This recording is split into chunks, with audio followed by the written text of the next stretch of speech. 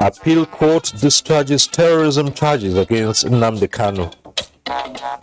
Nigeria has continued to deploy significant resources towards tackling piracy in the Gulf of Guinea.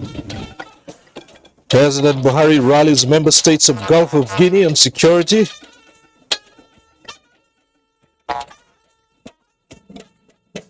They're trying to amend the UBEC law now and how to take back those facilities if they are not put into use within 6 months of handover. House of Representatives describes UBEC Amendment Act as urgent national priority. The situation is still terrible. People are suffering. We're going to see more floods. And now the rains is concentrating in the north central and the southern states. Also tonight, flood displaces over 790,000 in 31 states as death toll reaches 500.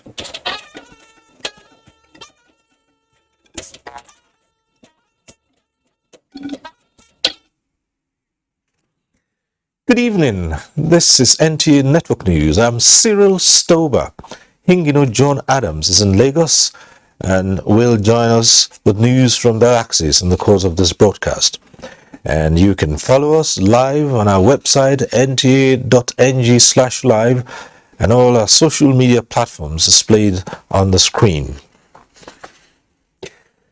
The Court of Appeal sitting in Abuja has discharged the leader of the proscribed indigenous people of Biafra, Nnamdi Kanu, from the remaining 7 counts against him. The 3-man panel of justices of the court, led by Justice Jummai Sankey, gave the order in a unanimous judgment in Abuja. Delia Tumbi of our Judiciary Desk reports. On the 27th of June 2021, the leader of the proscribed indigenous people of Biafra, Nnamdi Kanu, was rendered to Nigeria to stand his trial on alleged terrorism acts. In the case between the Federal Republic of Nigeria against Nnamdi Kanu, the prosecution preferred 15 counts against Nnamdi Kanu. In the preliminary objection by the defendant at the trial court, the Federal High Court sitting in Abuja quashed 8 counts and sustained 7 counts for trial. The appellant counsel in the matter, Mike Ozokome, SAN, generated 5 issues for determination. In the appeal, the appellate court determined issues 1 and 4 in favor of the appellant. The court equally resolved issues 2, 3, and 5 in favor of the respondent. However, issue 1, which has to do with the jurisdiction of the court based on the manner of the rendition of the appellant, headed the case of Nnamdi Kanu. Due to the manner in which the appellant was rendered from Kenya to Nigeria, denied the trial court of the jurisdiction. With the lack of jurisdiction, the appeal court struck out all the remaining 7 counts against Nnamdi Kanu. Nigeria operates democracy, which gives strength to the rule of law and its concomitant adherences. Today, we saw the potency of the law. The appeal court maintained that the rule of law must always be followed in the way or manner a defendant is brought before the court. In Abuja, Dele Atumbi, NTA News.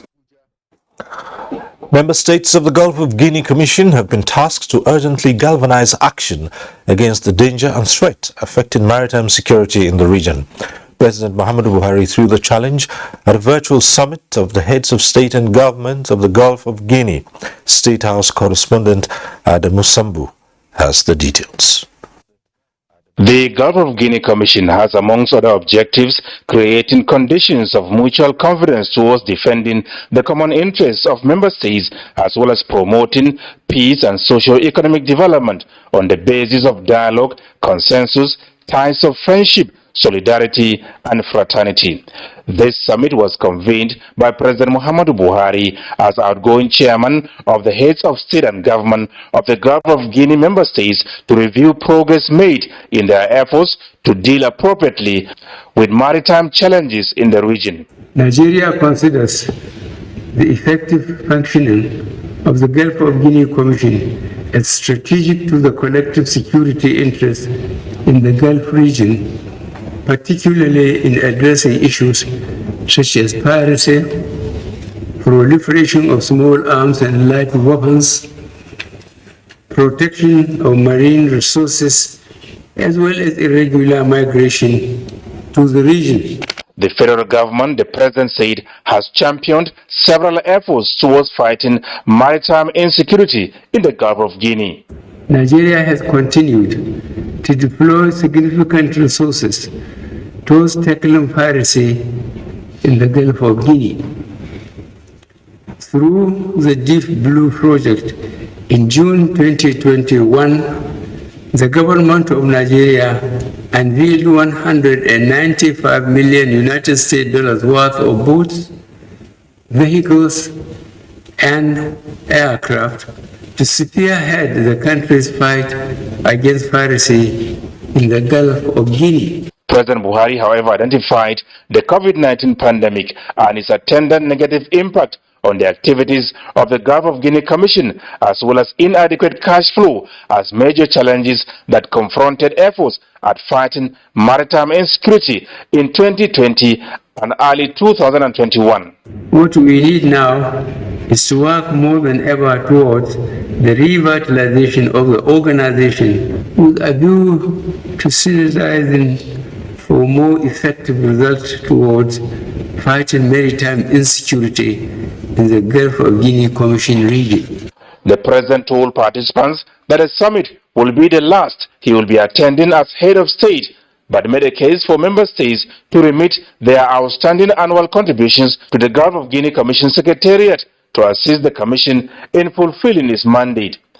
President Nana Akufo-Addo of the Republic of Ghana emerged the new chairman, heads of state and government of the Gulf of Guinea region at the end of the summit. From the State House, Adamu Sambu, NTA News.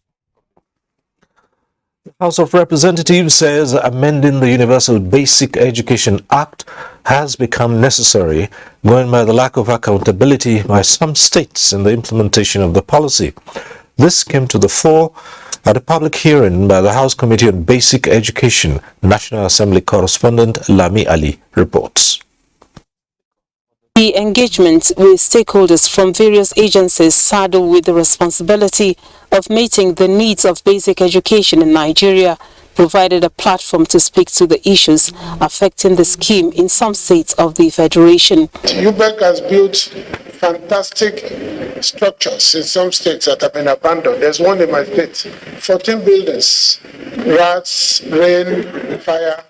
It was handed over to the state governor over 5 years ago. There's one in Kogi also. So there has to be, we have tried to amend the UBEC law now on how to take back those facilities if they are not put into use within 6 months of handover. The bill seeking establishment of a commission for secondary education is among those that got stakeholder input at the public hearing. Tertiary education has a parent being third fund, but senior secondary education has always been an orphan, which is why we think that this Senior Secondary Education Commission is long overdue.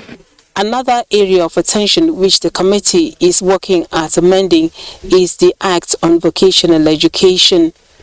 We already, realize the importance of vocational training. In fact, even the National Policy on Education does not make it compulsory for every child moving from primary to go to junior secondary school. No. The lawmakers stress that there has to be a turnaround of policy direction and targets at all levels for Nigeria to achieve aspirations. From the National Assembly, Lami Ali, NTA News. Nigeria's First Lady Aisha Buhari is leading the charge for increased collaboration among women leaders in the continent, pledging to render her support to noble causes that promote the health and nutrition of women and children in countries like Burundi. The First Lady stated this while addressing a high-level forum of women leaders in Africa taking place in Bujumbura, Burundi, under the auspices of the Burundian First Lady in collaboration with development partners. State House correspondent Aliu Kabir reports. As the conference of the high-level African women progresses, participants comprising The First and the President, African First Ladies, as well as various women groups in Burundi and across the continent have engaged in series of discussions to cross-fertilize ideas towards enhancing the general well-being of women and children under the support of government of the Republic of Burundi, headed by President Evariste Ndayishimiye and other development partners. Given the theme of the conference, Health and Nutrition of Women and Children, the First Lady of Nigeria commended the resilience of the First Lady of Burundi for her giant strides towards fighting malnutrition, especially in children under the age of 5. We engage them to be committed by championing the cause of maternal, newborn, child, adolescent health plus nutrition in their respective states. We have given out foodstuff, medications, antenatal kits, free medical missions, skill acquisition programs, to mention a few. This is why I'm happy to be here in Burundi in person to support and encourage my dear sister, also my Vice President of NIPREDA, and to share ideas on how we can continue to impact on the lives of our people. Through meaningful collaborations and networking, we can achieve the goals of eradicating malnutrition in our societies. The First Lady and the President of the Africa First Ladies Space Mission used their occasion to donate made in Nigeria nutritional products to support the malnourished children in Burundi. The First Lady of Burundi, who acknowledged the contribution of Mrs. Buhari, promised to remain steadfast in her advocacy towards improving maternal health not only in Burundi but across the continent. In Bujumbura, Burundi, Aliu Kabir, NTA News. Better times appear to be in the offing for large businesses as well as those which fall within the bracket of micro, small, medium enterprises, courtesy of a €1 billion guaranteed senior loan facility by the Bank of Industry. Bosade Abel reports that the facility, like previous ones, will be deployed for medium to long-term finance to enterprises with bankable transactions at affordable Naira interest rates. Small and medium-sized enterprises (SMEs) play significant roles in shaping the growth, innovation and sustainability of local, regional and global economies. The World Trade Organization (WTO) says SMEs represent over 90% of the business population, 60 to 70% of employment and 55% of GDP in developed economies. To this end, the Bank of Industry is strategizing to further strengthen young and upcoming entrepreneurs by creating an enabling environment for small and medium-sized enterprises to thrive.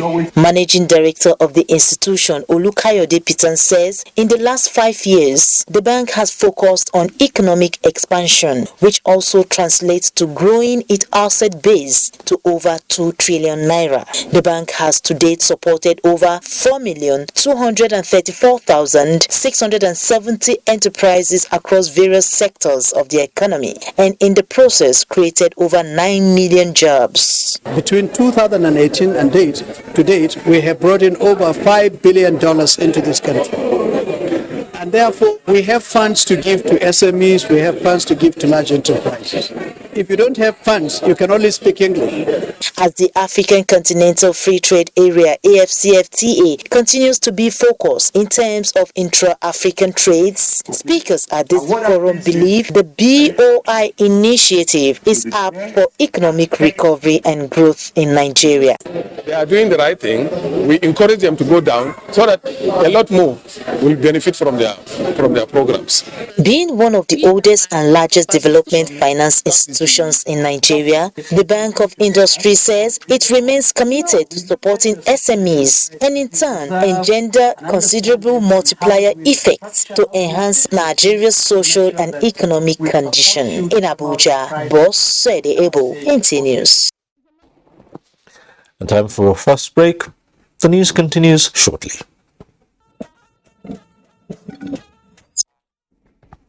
Thanks for staying with us. The World Bank says rising oil prices are hurting Nigeria's income due to subsidy payments on petrol. Leah Katumba Batunde, who's covering the 2022 annual meetings, reports that both the World Bank and the IMF expressed commitments to help Nigeria navigate its way out of economic difficulties facing the global economy. The annual meetings peaked actually this Thursday in Washington, D.C. Now the probability of a global recession is clear, but what is yet to be clear is how to navigate the waters of the coming recession and perhaps the terrain to avoid or insulate the global economy from shocks. The focus here for today is on debt and of course the environment. Kristalina Georgieva of the IMF and David Malpass of the World Bank have been speaking on their agenda for the global economy at the annual meetings. They took time to emphasize commitments made so far. Do encourage our members not to hesitate. If you think that you need a buffer, we are here for you. And that particularly applies to the innocent bystanders, countries with strong fundamentals hit by exogenous shocks. We have precautionary lending facilities for you. In the coming days, the World Bank says it will be discussing with the IMF particularly about Nigeria's debt sustainability plan, capital flows, and the entire policy thrust of the country. The increase in the oil prices that occurred earlier this year actually ended up hurting the finances of Nigeria because of that large subsidy that's provided. The World Bank works very closely with the IMF on debt situations. Nigeria has not asked for the common framework under the G20 process. That process has been slow acting in Chad and Ethiopia and Zambia, but Nigeria didn't go. It hasn't gone that route. Growth projections have been cut from 3% to 1.9% for the World Bank. The fifth wave of debt crisis is facing the developing world. Food security stemming from the crisis in Russia and Ukraine has also registered commitments. In Washington, D.C., I'm Leah Katumba Batunde, NTA News. Meanwhile, Nigeria has signed a memorandum of understanding with Microsoft that will see 5 million of its citizens gain digital skills. And where best to seal the deal than at the largest tech exhibition in the world, holding in Dubai, United Arab Emirates. The T's crossed, I's dotted, and the deal is sealed. Under this deal, categorized into 10 initiatives, 1 million job seekers will train on latest digital skills in high demand by organizations. 2 million talent will be engaged on revolutionizing business technologies. Microsoft Nigeria will employ 20,000. Others will be coached on data and artificial intelligence, coding, applications and web development, while some number of youths will get expertise on Microsoft Cloud and technology. The kickstart the training immediately, and most importantly, this month of October. It is an agreement guaranteed to drive bottom-line business value, accelerate technological innovation, and create more jobs. By this, Nigeria is settled to be positioned in meeting the digital technological skills gap already predicted for 2030. Back home, it's difficult times for indigents and residents of Obunaga and Okolobiri in the Gbari axis of Bayelsa State as rising flood overtakes major access roads leading to their communities. The flood has largely disrupted socio-economic activities within affected areas and rendered many homeless. Doris Akumoye has the situation report. Obuna is one of the communities that houses the LNG and the gas turbine, which attracts more people to the area. The increased water level has affected movement of people and vehicles alike. The situation is terrible. People are suffering. You see family of 10, 15 packing out, carrying loads here and there. The people have no option but to resort to the services of local ferrymen and women to move in and out of the area as only heavy-duty vehicles can access the road. This community leads people who work here to the Niger Delta University Teaching Hospital. Right now, the information we gathered is that the hospital has been shut down and patients relocated to the Federal Medical Center, where they are presently assessing medical care due to the level of the flood. Now, nobody in the hospital because of the flood. Nobody. Because of the flood. Because everywhere, water is covering everywhere. So no way. Very bad, very risky. Like me, I cannot even swim. I'm even afraid of entering the boat. The situation has rendered many homeless, as our camera lens caught up with some families relocating to safe grounds away from home. Effort made to speak with relevant authorities was not successful as at the time of filing in these reports. Inyenegoa Dori Sakomonye, NTA News. Well, latest reports from official government agencies indicate that more than 500 persons have died from the ravaging floods in 31 states of the Federation. Musa Aliu has the details. Latest figures released by the Ministry of Humanitarian Affairs, Disaster Management and Social Development indicate that 1,411,000 people were affected by the recent flood disasters in 31 states. 146,744 hectares of farmlands were destroyed and 89,000 houses damaged. Weather and Environmental Watchers said the flood was as a result of rainfall and overflowing rivers following the release of water from Lagdo Dam. Cameroon opened their gate on the 13th of September. They have been spilling water, and by my last communication with them, it will still continue maybe up to 15th, 16th of this month. We're going to see more floods. And now the rains is concentrating in the north central and the southern states. In the meantime, Nigeria is set to implement the World Meteorological Organization's recommendation on weather-related disaster alert. The system, known as Hydro SOS, will enable all relevant agencies streamline weather-related information for dissemination to the public. Consequently, the Nigeria Meteorological Agency, Nigeria Hydrological Services, have joined forces with the UK Center for Ecological and Hydrology in the implementation of the initiative. Nigeria could be one of the first countries, not just in Africa, but actually in the world, for implementing this new Hydro SOS system. Through this Hydro SOS, we are trying to make sure that NIMET and NISA work closer together so that whatever they take out there to the public is more comprehensive. Experts are now brainstorming on how effective the SOS will impact on weather-related disaster mitigation in the country. Musa Aliyu, NTA News.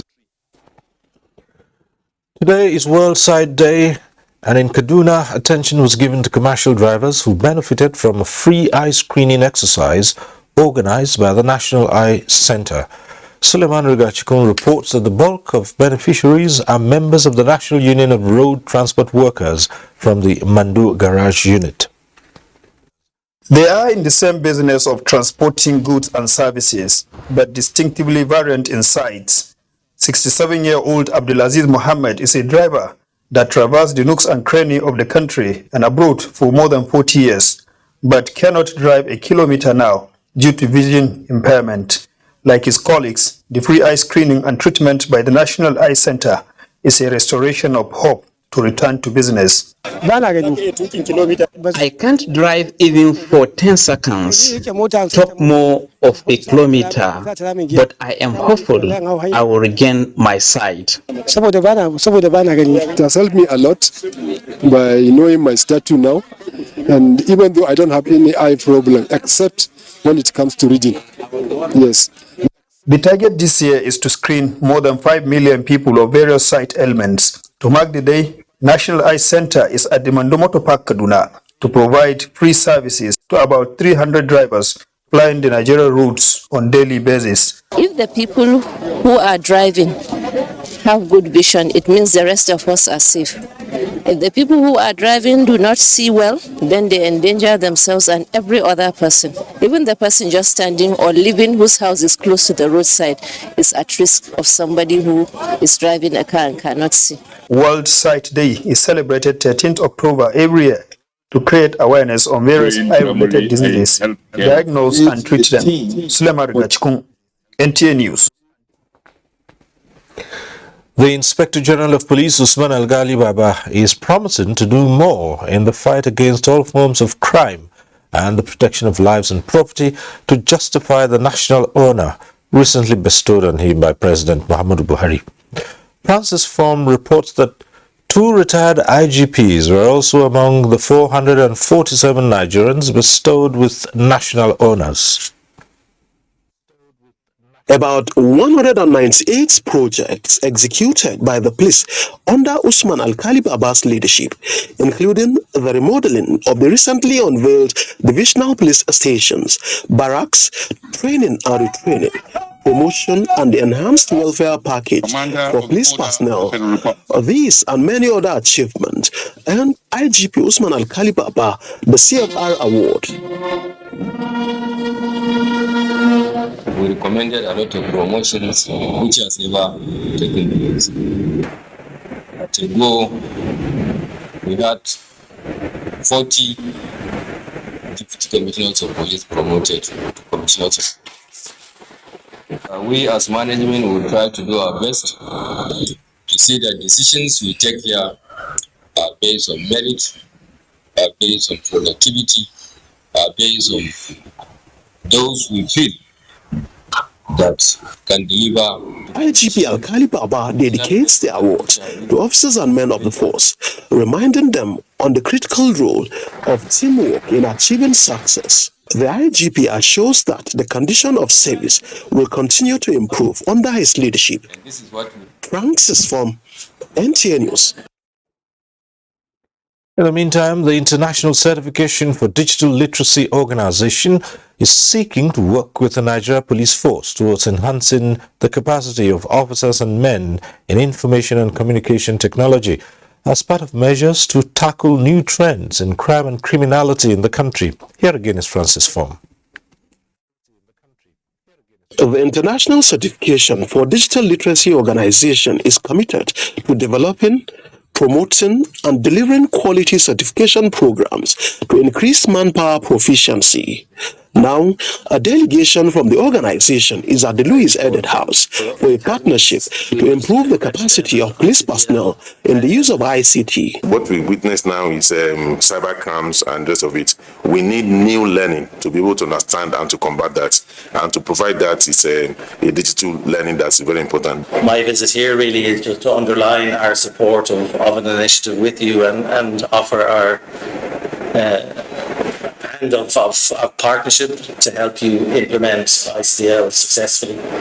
They recommend that new recruits into the force should be abreast with digital skills and technical know-how. The meeting is also an opportunity to applaud the IGP for transforming the force. Under the IG, we have witnessed where the rule of law is being enforced. Irrespective of individual or government agencies, the IG insists that the rule of law be followed. So building digital skills is key. And for the IGP, Usman Al-Ghali Baba, building a digital skills personnel is key, and the force will grab this hands of partnership with ICDL towards enhancing the ICT knowledge of police personnel. A lot of aids that encourage investigation are all tied to knowledge, digital knowledge or ICT knowledge. ICT has been part of us. Maybe we'll get more from you. ICDL certification is available in over 100 countries and more than 20,000 test centers, delivering over 70 million ICDL certification tests. Francis from NTA News. Benue State government has beefed up security with the inauguration of a second batch of more than 1,000 personnel of community volunteer guards. Governor Samuel Otom, who performed the ceremony, says safety of lives and property of the citizenry is sacrosanct. Charles Abba reports. The Batch A of the Benue State Community Volunteer Guards, numbering 500, were inaugurated here at the IBB Square, Makudi, where there is the arcade of the unknown soldier. The over 1,000 of the Batch B of the Guards have been inducted by Governor Samuel Otom. Prior to the inauguration, the operatives of the security outfit underwent a 3-week rigorous training. Governor Samuel Otom assured that The additional over 100,000 volunteer guards is an advanced step in engaging 10,000 personnel of the security outfit to effectively police the entire state to ensure a stable and peaceful society. He urged the operatives to work harmoniously with the conventional security agencies.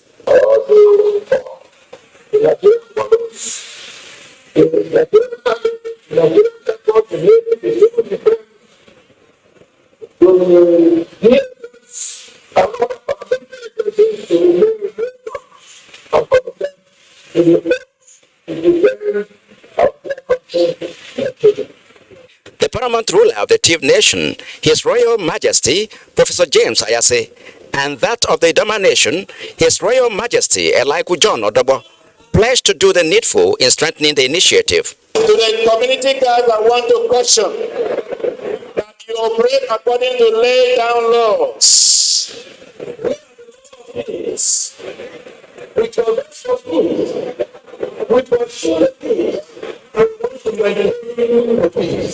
Special Advisor to the Governor on Media and Publicity, David Akase, described the efforts of the Governor in securing the state as a monumental feat.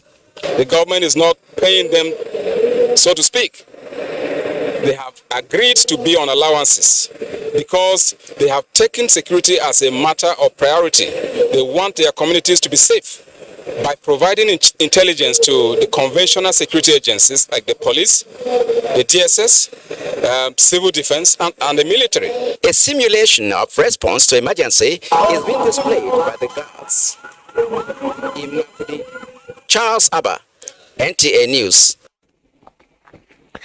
And the deployment of digital infrastructure in the management of road traffic and other critical processes of securing lives along Nigerian highways by the Federal Road Safety Corps is attracting the increased buy-in of the private sector. The latest is coming from the Aigimokwede Foundation. Abubakar Akwanga reports.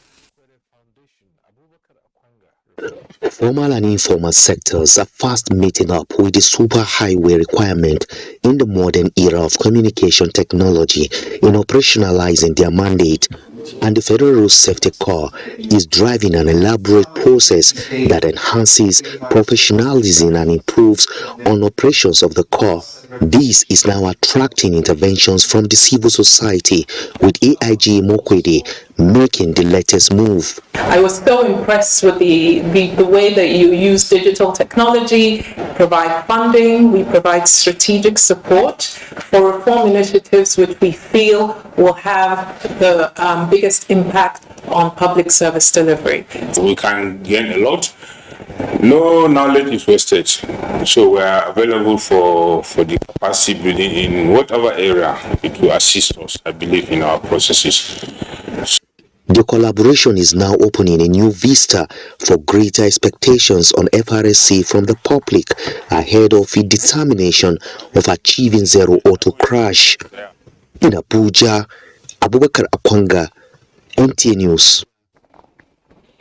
Time now to go over to Hingino, the Lagos Center, for more reports. Hingino.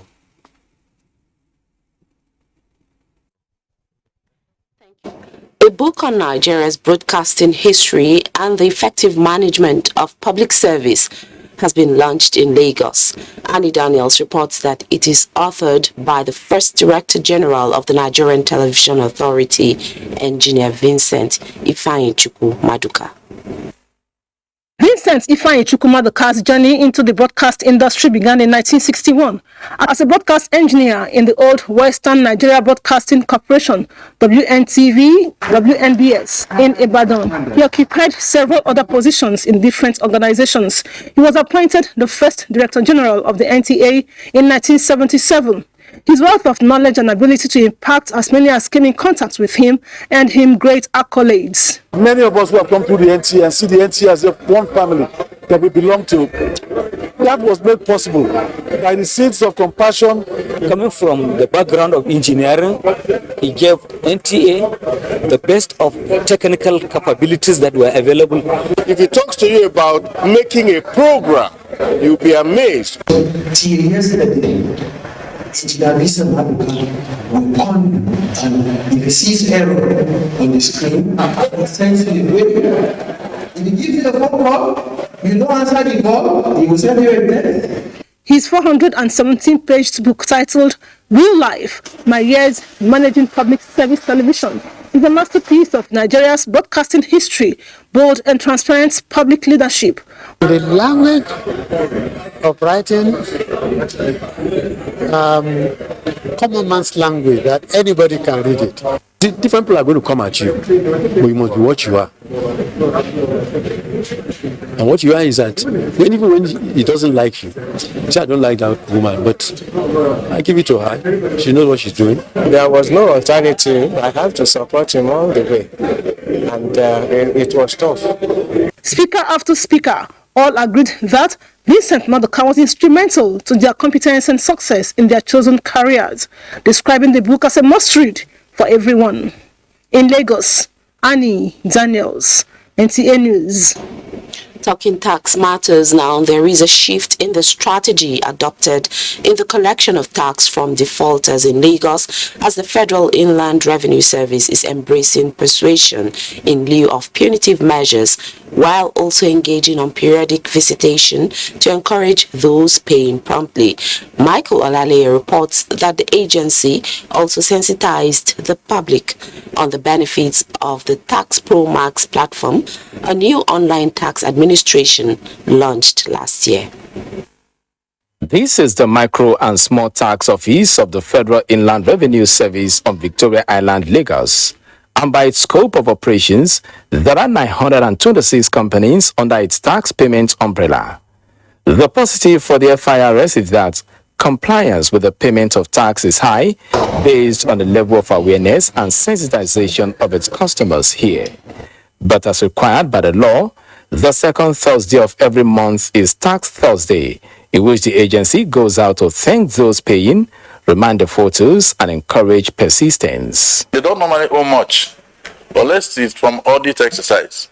And that audit exercise now is followed by my debt profiling unit. To some of the companies, the Tax Thursday is unique and presents a platform for the FIRS to collect tax while sustaining cordial relationship with payers. Seeing them for the first time in a period of 5 years, coming to commend and to applaud those paying tax promptly, that's a good one. The FIRS believes incorporating new companies into the tax net has been simplified with the introduction of the Tax Pro Max, which makes it mandatory for them to file their returns.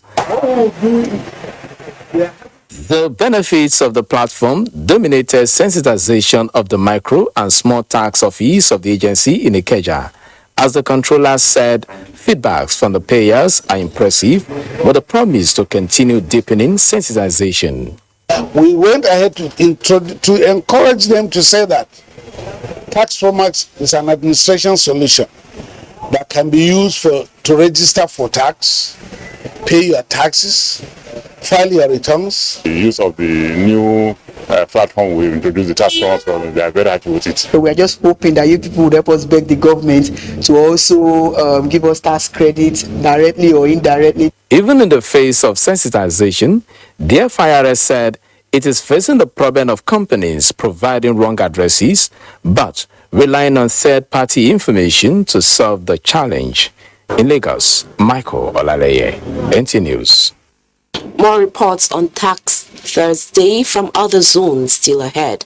Let's take a break here. But before then, we would want to remind you to follow this news broadcast live on our website at nta.ng/live and on our other social media handles displayed on your screen for updates.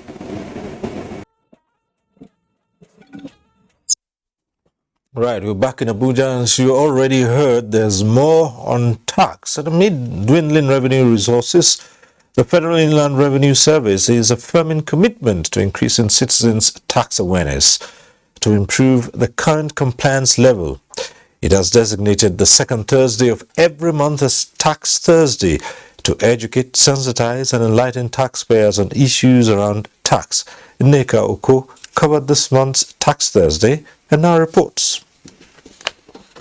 It's the second Thursday of October, and staff of the Federal Inland Revenue Service (FIRS) are all set for the Tax Thursday. Tax Thursday is a program approved by management of Federal Inland Revenue Service. The purpose is to educate, sensitize, and also to inform taxpayers of the need for them to file their returns promptly. With the coming on board of Muhammad Nami, there was a renewed focus on customer-centric, that is, to focus on the taxpayer, whom we now call customers. And why do we call them customer? Because the whole essence of what we do is to provide service to them so that they will be able to meet their tax obligation seamlessly. In a carnival-like procession, the train led by top officials of the service moves around the central area, making brief stopovers at some business hubs to engage with tax public. Consistent taxpayers amongst the business people are also rewarded for their compliance as a ploy to motivate others. We appreciate it and we look forward to having a more cordial relationship with taxpayers. Taxes the world over are a complicated issue, and quite often some people look for loopholes within the system to evade the responsibility. Tax Controller of FIRS Garobayiro says the service has adopted several measures to change the negative attitudes of Nigerians towards tax compliance. During the event of Tax Thursday, we normally visit the taxpayers. We try to appreciate them, we interface with them if there are some challenges they have while paying their taxes. We discuss and see how we can help them out. The Tax Thursday holds concurrently in other FIRS tax offices nationwide. In Abuja, Neka Oku, NTA News. And Tax Thursday was also held in Kanu. Here's Yahanasu Hassan with that report. Year's payment of tax dues by companies and other enterprises has been a difficult task to both parties. To reduce such hardship taxpayers face, the Federal Inland Revenue Service introduced a Tax Thursday, which aims to sensitize payers on their obligations and how to discharge their tax obligations at ease from their comfort zones. Expect higher returns from you so that Nigerians can all one day say thank you. Thank you. Tax Pro Max, extension of the payment of value-added tax and company income tax are some of the new strategies. It has been so smooth, it has been easy, it is customer-friendly. Unlike other platforms we've been using where taxpayers find it difficult to even use, things are better with the taxpayer. Convinced by the promise of the new deal, some taxpayers expressed appreciation and pledged to reciprocate through prompt compliance. What we eat from this land, somehow we must repay to this land. We had a pleasant discussion and he enlightened us about the Tax Pro Max, and he also encouraged us to communicate with them in case there's any challenges. Income development, it is a relief. Now, between this office and the office where we file our returns, is a journey of about maybe 20-30 kilometers. And most of the time, you go through traffic jams and what have you. But now, from my office here, I can sit down, do what I need to do in terms of filing my returns, and then in 5-10 minutes, I'm through. Tax Thursday, according to the Federal Inland Revenue Service, will be a monthly schedule with second Thursday of every month as the day. In Kanu, Yahanasu Hassan, NTA. Now business news with Musa. Thank you, Cyril. International Monetary Fund IMF Managing Director Kristalina Georgieva says economies experiencing multiple shocks require stable hands by policymakers, urging them to act with sense of urgency to bring inflation down, minimize policy missteps, and act now to put in place responsible fiscal policy as well as prioritize protecting the vulnerable. The IMF boss said this at the press briefing on the sidelines of the IMF World Bank annual meetings in Washington, D.C.